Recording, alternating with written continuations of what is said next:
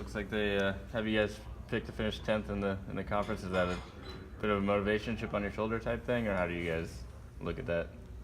I mean, I don't know if we really look at that a lot right now. Mm-hmm. We're just more focused on us and getting better every day, and then we'll see where we're at end of the year.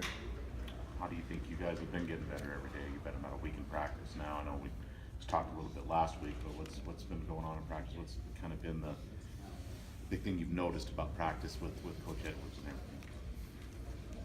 I think that the intensity of it has definitely increased a lot. I think he's more demanding of every single player on the team, and I think that's definitely beneficial to us. No matter if you're the first guy on the team or the last, he expects the same out of you no matter what.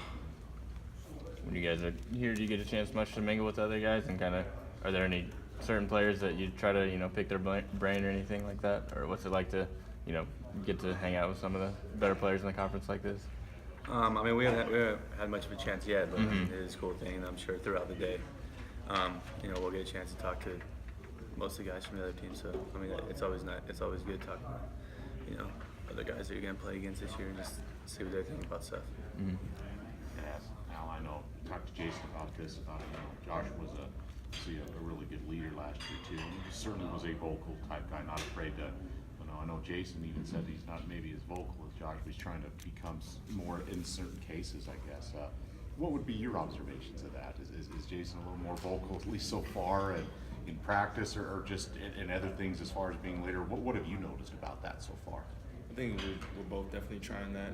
Us being the oldest guys of the group now, been here the longest.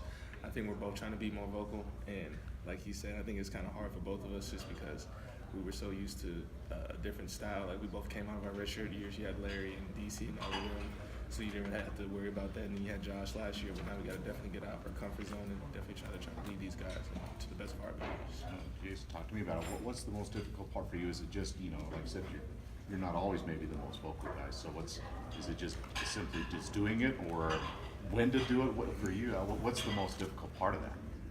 The most difficult part, I think, is just getting out of yourself and actually doing it, because I think sometimes in your head you're thinking, well, I'm messing up too. How am I going to get on another guy? But you got to get out of that, and you got to think, okay, what is best for this team and what needs to be said at that moment, and hopefully the guy will take it the right way. Is that something you guys kind of take on yourselves, or is it something the coaches have to nudge you along a little bit with too?